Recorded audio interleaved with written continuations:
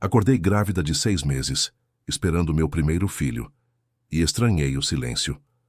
Meu marido, Rafael, não estava em casa. Ouvi a porta abrir e vi uma mulher desconhecida. Ela me olhou com desprezo e disse que a casa agora era dela. Meu nome era Helena, e aquele foi o dia em que minha vida desmoronou. A mulher, Verônica, riu quando perguntei por Rafael. Ela disse que ele era meu ex-marido e que os papéis do divórcio já estavam assinados há semanas. Ela jogou os documentos na minha frente. A assinatura dele estava lá. Rafael usou uma procuração que eu assinei para transferir tudo para o nome dele e depois para ela. Minha casa, meu dinheiro, minha empresa, tudo. Eu fui expulsa da minha própria casa por seguranças com apenas uma mala de roupas. Grávida e sozinha na rua, eu perdi tudo em questão de minutos. A tarde deu lugar à noite e o frio começou a apertar. Sem ter para onde ir, entrei em uma lanchonete para tentar me aquecer. Pedi um café, mas quando fui pagar, percebi que só tinha algumas moedas na bolsa. O atendente, um rapaz de olhos gentis, me olhou com pena e disse: "Pode levar, é por conta da casa." Aquele pequeno gesto de bondade de um estranho me fez desabar em lágrimas. Sentei num canto, mas minha mente estava em branco. Quando a lanchonete fechou, precisei sair. Encontrei uma marquise de loja e sentei ali com minha mala. Foi minha primeira noite na rua. Cada som me assustava. Me encolhi, rezando para o dia amanhecer logo. Na segunda-feira, fui até meu escritório de arquitetura, mas o segurança me barrou. Ele disse que tinha ordens para não me deixar entrar. Ordens de quem? Da nova proprietária, Verônica Santos. Ela tinha documentos que provavam a compra da empresa. Aquilo era impossível. Insisti para falar com Marina, minha sócia. Quando ela desceu, mal me olhou nos olhos. "Marina, eu implorei, Rafael e aquela mulher me roubaram." Mas ela me interrompeu, dizendo que não podia se envolver. Verônica havia comprado minha parte legalmente, usando a procuração que eu dei a Rafael. "Mas eu nunca autorizei a venda", gritei. Marina respondeu que os papéis diziam o contrário e que ela precisava pensar no futuro da empresa. Me pediu para ir embora antes que ela chamasse a segurança. Saí dali arrasada. De repente, senti uma contração fortíssima. A dor me dobrou ao meio. Um casal me socorreu e me levou ao pronto-socorro. Lá, a enfermeira disse que minha pressão estava altíssima. Eu estava desnutrida e sob estresse extremo. Fui encaminhada para uma assistente social. Com vergonha, admiti que estava sem moradia. Ela me disse que tentaria uma vaga num abrigo para gestantes, mas que havia uma fila de espera de talvez 1 mês. 1 mês na rua, grávida. O terror tomou conta de mim. As semanas seguintes foram um pesadelo. Aprendi a sobreviver, a encontrar comida em doações e a dormir em lugares um pouco mais seguros. A barriga crescia e eu já não cabia nas minhas roupas. Uma voluntária me deu algumas peças de maternidade e eu senti uma gratidão imensa. Tentei denunciar o golpe na polícia, mas me disseram que os documentos pareciam legais. Consegui um advogado gratuito que foi sincero. O caso era complexo e provar a fraude seria difícil. 1 mês se passou. Eu estava com 7 meses de gravidez, exausta. Numa noite, enquanto dormia sob um viaduto, acordei com vozes familiares. Abri os olhos e, para meu choque, vi Rafael e Verônica parados ali, me olhando com nojo. Uma esperança absurda surgiu em meu peito. Será que ele se arrependeu? Mas Verônica quebrou o silêncio com desprezo. "Então é aqui que você está vivendo." Que degradante. "Helena, precisamos conversar." A voz de Rafael era fria, sem qualquer traço de amor ou arrependimento. "Rafael, por favor", comecei, odiando meu tom de súplica. "Por favor, me ajude. Estou grávida do seu filho, nosso filho. Como você pode me deixar nessa situação?" "Não é meu filho", ele disse brutalmente. As palavras me atingiram como um golpe. "O que você está dizendo? Como pode?" "Fizemos um teste de paternidade", Verônica interrompeu, tirando um documento da bolsa. "Quando você desmaiou e foi levada ao hospital, coletamos seu DNA. Os resultados mostram que Rafael não é o pai." "Isso é mentira", gritei. "Eu nunca traí Rafael. Nunca estive com outro homem." "Os testes científicos não mentem", Rafael disse friamente. "Você tentou me enganar." Eu estava atordoada. Eles estavam reescrevendo a realidade na minha frente. Vocês forjaram esse teste, minha voz saiu fraca. Estão mentindo. Prove, Verônica desafiou. Mas você não pode. Você está aqui sem nada. Ela suspirou teatralmente. Olha, Helena, vou te fazer uma oferta. Tenho um lugar onde você pode ficar até o bebê nascer. Terá teto e comida. Meus instintos gritavam para recusar, mas olhei para o concreto frio, para minhas roupas sujas, para minha barriga enorme. O bebê se mexeu como se implorasse para que eu aceitasse. Por que você faria isso? Perguntei. Vamos dizer que tenho meus motivos. Você aceita ou não? A oferta expira em 30 segundos. Contra todo o meu julgamento, eu disse. Aceito. O sorriso no rosto de Verônica deveria ter me feito correr, mas eu estava desesperada demais. Eles me levaram em um carro de luxo para um galpão industrial isolado nos arredores da cidade. O medo apertou meu peito. Onde estamos?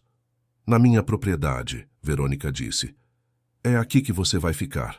Quando entramos e eu vi o que estava no centro, percebi que havia cometido um erro terrível. Mas já era tarde demais. No meio do galpão, havia uma cela com barras de metal. Dentro, só um colchão fino, um balde e água. Bem-vinda à sua acomodação temporária, Verônica anunciou. Vocês não podem estar falando sério, recuei, mas Rafael me segurou. Muito séria.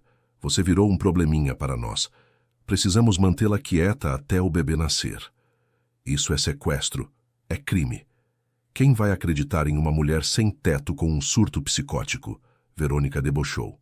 Lutei, mas eles me empurraram para dentro da cela e trancaram a porta. Por favor, implorei agarrando as barras, pensem no bebê. É por isso mesmo que você está aqui, Verônica disse, para ficar segura até ele nascer. Depois, bem, vamos ver. Eles saíram me deixando na semi-escuridão. Desmoronei e chorei por horas. Verônica vinha uma vez por dia, trazendo pouca comida e me torturando psicologicamente. Ela se deliciava contando sobre a vida de luxo que vivia com o meu dinheiro, reformando a casa com mármore italiano ou doando fortunas em bailes de caridade. Aprendi a não reagir. As semanas se arrastaram e eu estava no 8º mês. Um dia, com dores fortes, implorei por um médico. Oh, não se preocupe, ela disse. Já providenciei uma parteira. Ela vai garantir que o bebê nasça saudável. E depois, o que vai acontecer comigo? Verônica sorriu, mas não respondeu. Aquele silêncio era mais aterrorizante que qualquer palavra. Foi então que comecei a observar. Comecei a me exercitar dentro dos limites do meu confinamento. Alongamentos, agachamentos. Eu precisava manter alguma força física se quisesse ter uma chance de escapar. E o mais importante, comecei a fazer algo que mantinha minha sanidade. Conversar com meu bebê. Eu sussurrava para a minha barriga, prometendo que sairíamos dali, que teríamos uma vida boa, longe de pessoas como ela. Eu prometia proteger meu bebê para sempre. Então, numa manhã fria, senti uma contração diferente, mais forte. Logo em seguida, outra. Era a hora. Meu bebê estava chegando. Gritei por ajuda até ficar rouca. Finalmente, a porta se abriu. Verônica entrou com uma mulher que se apresentou como parteira. Ela me examinou e disse que o bebê estava vindo, adiantado. Verônica disse friamente, só não deixe ela morrer antes do bebê nascer. As horas seguintes foram um borrão de dor. E então ouvi o choro mais lindo do mundo. É um menino, a parteira anunciou. Ela o limpou e o colocou nos meus braços. Olhei para o rostinho do meu filho, pequeno, perfeito. Oi, meu amor, sussurrei entre lágrimas. Eu sou sua mamãe. Eu te amo tanto. Mas a felicidade durou pouco. Já chega, disse Verônica. Dê ele para mim. Eu me recusei, apertando meu bebê, mas estava fraca demais. A parteira o tirou dos meus braços e o entregou para Verônica. Que bebê lindo, ela disse. Meu filho agora. Não, ele é meu! Eu gritei. Mas Verônica calmamente explicou que já tinha todos os documentos preparados. Uma certidão de nascimento com o nome dela como mãe, tudo legal no papel. Isso é roubo, eu chorei. O nome dele é Gabriel, eu disse desesperada. Não, ela respondeu. O nome dele é Rafael Júnior. e eles saíram levando meu filho.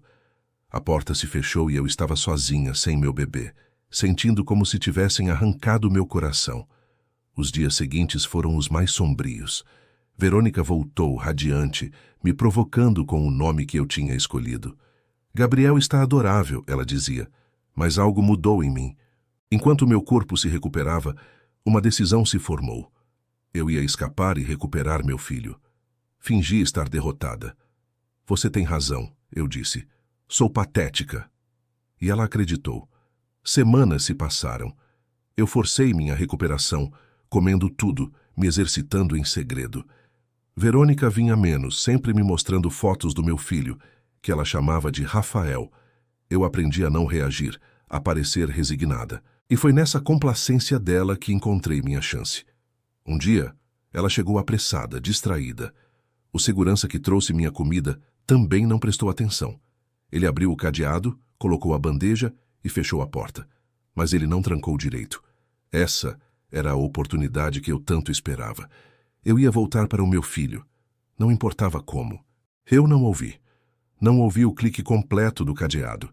Meu coração disparou, mas meu rosto permaneceu uma máscara de indiferença. Ao telefone, Verônica se despedia. Preciso ir. Tenho aquele evento de gala. Volto na próxima semana. Uma semana. Eles não voltariam por uma semana inteira. Eu esperei. Esperei até ter certeza absoluta de que eles tinham partido. Esperei mais algumas horas, só por garantia. E então, com as mãos trêmulas, empurrei a porta da cela. Ela se moveu. Com um cuidado infinito, abri a porta sem fazer nenhum ruído. Saí daquele cubículo pela primeira vez em meses. Minhas pernas, fracas pelo confinamento, mal me sustentavam. O galpão parecia gigantesco. A porta principal estava trancada, sem chance de sair por ali. As janelas eram altas, pequenas demais. Mas então eu vi. Perto do teto, uma janela estava quebrada. Era pequena, mas talvez fosse o suficiente. Empilhei caixas velhas e equipamentos, construindo uma torre instável. A subida foi uma tortura. Meu corpo protestava, mas a imagem do rosto do meu filho, Gabriel, me dava forças. Centímetro por centímetro eu subi. Alcancei a janela. Era um buraco apertado, com cacos de vidro nas bordas. Com um pedaço de pano quebrei o resto do vidro, o mais silenciosamente que pude. Com um esforço sobre-humano me espremi pela abertura. Arranhou minha pele, doeu, mas eu consegui. Caí do outro lado, no chão de concreto, e apenas fiquei ali, olhando para o céu. Um céu aberto, sem barras, liberdade. Mas não havia tempo para comemorar. Comecei a andar em direção às luzes distantes da cidade. Horas se passaram. Cada passo era uma luta. Finalmente, cheguei a uma área habitada. Encontrei um telefone público e liguei para o único número que me lembrava. Clara, sou eu, Helena. Preciso de ajuda. Uma longa pausa. Helena, meu Deus, onde você esteve? É uma longa história. Por favor, preciso de um lugar para ficar. Quando ela abriu a porta e me viu, o choque em seu rosto dizia tudo.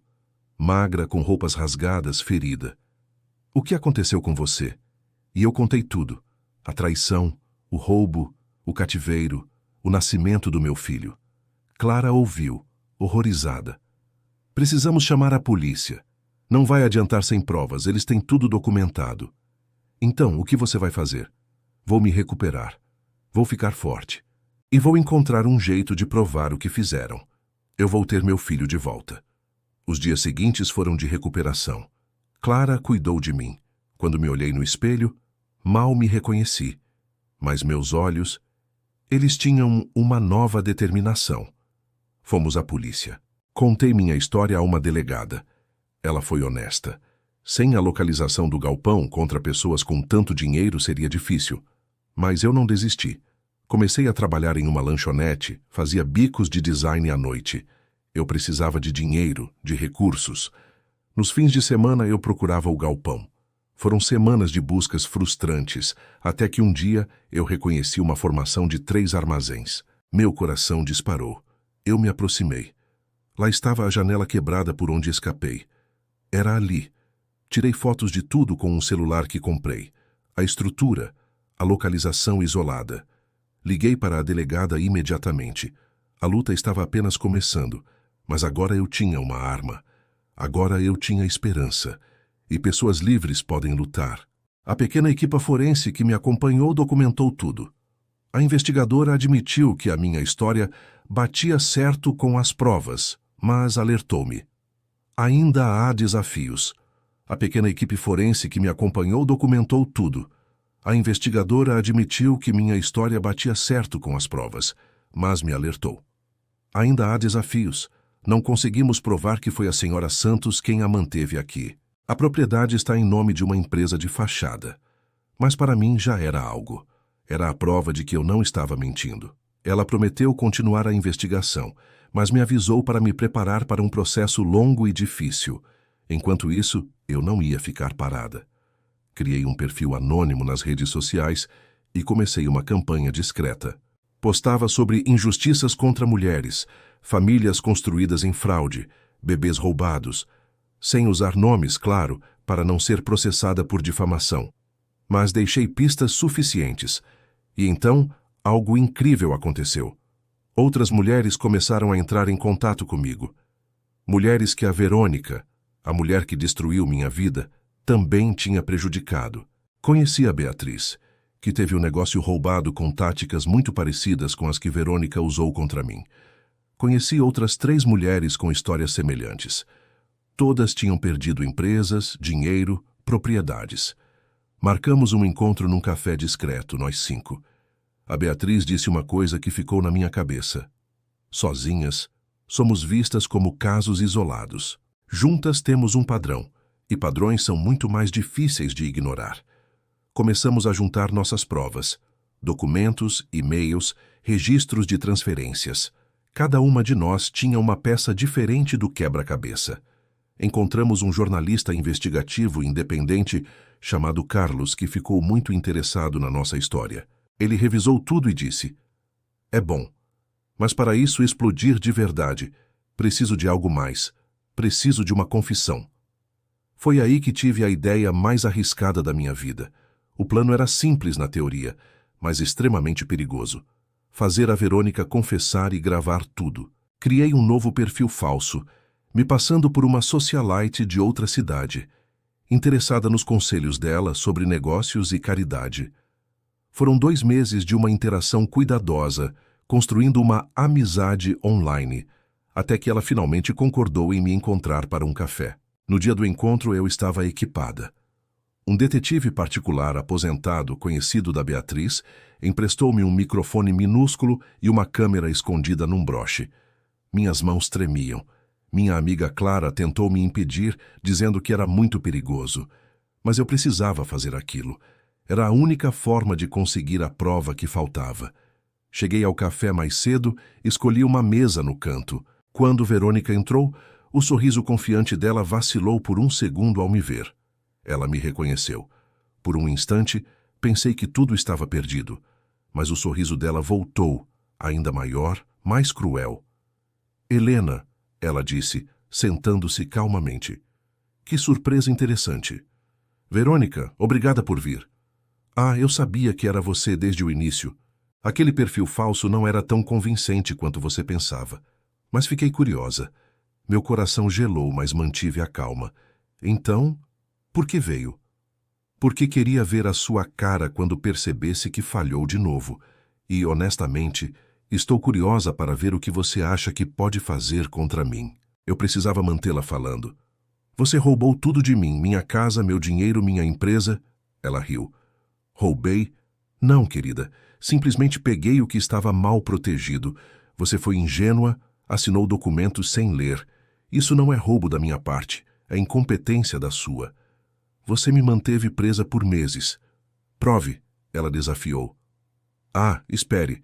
Você não pode provar que fui eu, pode? Um galpão vazio não prova nada. 5 outras mulheres têm histórias parecidas sobre você." Ela pareceu surpresa por um momento. "Impressionante. Você esteve ocupada. Mas sabe de uma coisa? Não importa. Todas elas, como você, assinaram documentos. Tudo foi legal." "E o Gabriel, você roubou o meu filho." Ela sorriu um sorriso frio. "Seu filho? Gabriel? Sim, vou usar esse nome só para te irritar. Ele nem se lembra de você. Ele tem 4 meses agora. Eu sou a única mãe que ele conhece. Quando ele me vê, os olhinhos dele brilham. Você não é nada para ele. Cada palavra era uma facada, mas eu precisava que ela continuasse. Você admite então que ele é biologicamente meu filho? Claro que é. Mas legalmente, na certidão de nascimento, ele é meu filho. Você foi apenas uma incubadora temporária. Você me trancou num galpão enquanto eu estava grávida. Verônica inclinou-se, baixando a voz, mas ainda audível para a minha gravação. Sim, tranquei. E foi surpreendentemente satisfatório. Ver você tão quebrada, tão desesperada, ver você dar à luz naquelas condições e depois pegar aquele bebê dos seus braços enquanto você implorava, foi incrivelmente gratificante. Por quê? Por que fazer tudo isso? Porque mulheres como você me irritam, ela disse com uma intensidade súbita. Você tinha tudo e não dava valor. Carreira, casa, marido. Eu decidi tirar tudo, um por um. Sua casa, seu marido, seu dinheiro, sua empresa, sua dignidade. E, finalmente, seu filho. Queria ver quanto você aguentava antes de quebrar. Você é um monstro. Talvez, ela sorriu. Mas sou um monstro rico que venceu. E você? É uma perdedora quebrada. Ela se levantou para sair, mas eu a parei. Verônica, obrigada. Obrigada? Por quê? Por confessar tudo, eu disse, tocando discretamente o broche onde a câmera estava escondida. Sequestro, cárcere privado, roubo de criança, fraude. A história não acaba aqui. Tudo gravado, áudio e vídeo. A cor simplesmente sumiu do rosto de Verônica. Ela gaguejou. Você, isso é ilegal.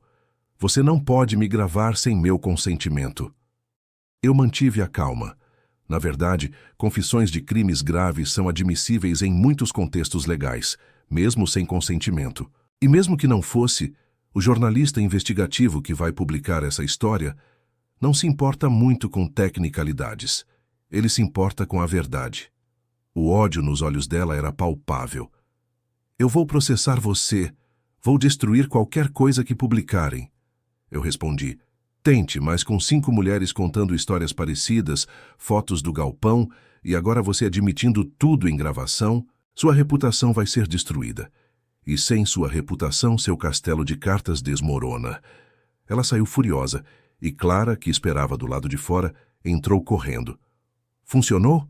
Você conseguiu? Mostrei o gravador. Consegui tudo. Ela confessou. Pela primeira vez em meses, eu sorri com esperança. O jornalista Carlos foi incrivelmente rápido. Em 2 semanas, uma reportagem devastadora foi publicada num site de notícias respeitado. O título era bombástico. A verdadeira face da caridade, como uma socialite de São Paulo, construiu um império em fraude e roubo. A matéria tinha tudo. A gravação da confissão, depoimentos das outras vítimas, fotos, análises. A reação foi explosiva. Em 24 horas, a história tinha centenas de milhares de visualizações. Em 48 horas, estava em todos os jornais. Em uma semana, era um escândalo nacional. As redes sociais da Verônica foram invadidas. Marcas e instituições de caridade cortaram laços com ela na hora. A pressão pública foi tão grande que forçou uma ação legal imediata. A promotoria abriu uma investigação criminal formal. E o mais importante, uma ordem judicial para um teste de DNA compulsório do Gabriel foi emitida. Verônica tentou lutar, mas sem sua rede de influência, não conseguiu impedir. O teste foi feito. Aqueles 5 dias esperando pelo resultado foram os mais longos da minha vida. Quando o envelope chegou, minhas mãos tremiam. Abri e li. 99% de probabilidade de que eu era a mãe biológica. Com isso, consegui uma ordem judicial de emergência para a custódia temporária do meu filho. O dia em que fui buscar o Gabriel estava chuvoso. Uma assistente social me acompanhou e me avisou com gentileza. Ele não vai te reconhecer. Ele é só um bebê e esteve com outra pessoa. Vai precisar de tempo. Quando o trouxeram, ele estava chorando, confuso e assustado. Tinha crescido tanto. Gabriel, eu sussurrei, com as lágrimas já escorrendo. Meu bebê. A mamãe está aqui. Ele me olhou com seus olhinhos grandes, assustado. Ele não me reconheceu. Como poderia? Passamos horas ali, sentados no chão, eu oferecendo brinquedos, falando baixo. Aos poucos ele parou de chorar e ficou curioso. Pegou um brinquedo que eu ofereci e, por um momento breve e milagroso, ele sorriu para mim. Meu coração explodiu. Finalmente, a assistente social disse que podíamos ir. No caminho para o pequeno apartamento que aluguei, olhei para ele na cadeirinha. Não era um lugar luxuoso, mas era nosso. Era seguro. Bem-vindo ao lar, Gabriel, eu sussurrei. As primeiras semanas foram um desafio. Gabriel estava confuso, tinha dificuldade para dormir. Era o trauma da separação. Mas eu persisti. Todos os dias eu o alimentava, o abraçava, cantava para ele. E a cada dia ele ficava um pouco mais confortável. Cerca de um mês depois, ele estava no meu colo. E quando ameacei me afastar, ele esticou os bracinhos para mim. Ele queria ficar comigo. Naquele momento, eu soube que ficaríamos bem. 6 meses depois, o julgamento de Verônica começou. A promotoria apresentou um caso impecável com a gravação, os depoimentos das outras vítimas e todas as provas. Verônica tentou de tudo, mas nada funcionou. O júri a considerou culpada de todas as acusações: fraude, sequestro, cárcere privado. A sentença foi severa: 20 anos de prisão. Rafael, seu cúmplice, pegou 8 anos. Ao sair do tribunal, com Gabriel nos meus braços e Clara ao meu lado, senti um peso enorme ser tirado dos meus ombros. Repórteres gritavam, câmeras piscavam, mas eu apenas sorri, beijei a cabeça do meu filho e segui em frente. Nos meses seguintes, recuperei tudo o que era meu, mas eu não queria mais aquela vida antiga. Vendi a casa cheia de memórias ruins. Comecei uma nova vida, simples e honesta, ao lado do meu filho.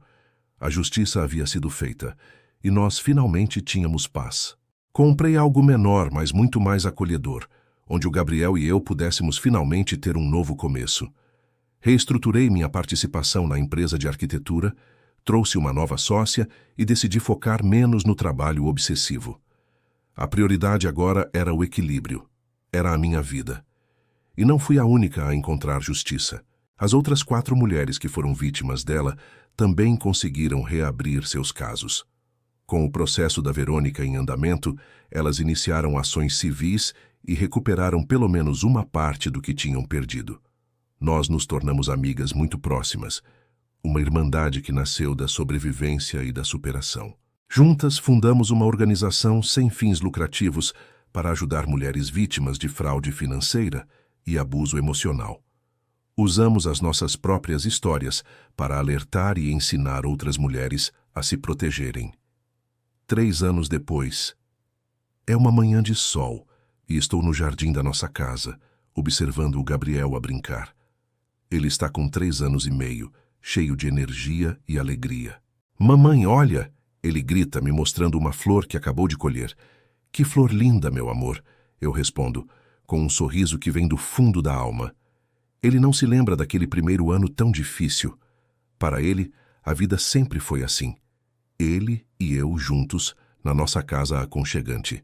Um dia, quando ele for mais velho, vou contar a nossa história. Mas por agora, eu só quero que ele seja uma criança feliz. A jornada não foi fácil. Tive noites escuras, momentos de dúvida, dias em que a dor parecia insuportável. Mas nós vencemos. E eu aprendi lições muito valiosas. Aprendi que a confiança é algo precioso e deve ser dada com muito cuidado. Que documentos legais precisam ser lidos do início ao fim antes de assinar qualquer coisa. E que procurações devem ser extremamente específicas e limitadas. Aprendi, da forma mais dura, como é crucial manter independência financeira e legal, mesmo num casamento. E que ter uma comunidade, amigos de verdade, é essencial. Mas, acima de tudo, aprendi que a resiliência humana é extraordinária. Você pode perder quase tudo, propriedades, dinheiro, até a sua liberdade por um tempo e ainda assim sobreviver. Ainda se reerguer, ainda construir algo bonito do zero.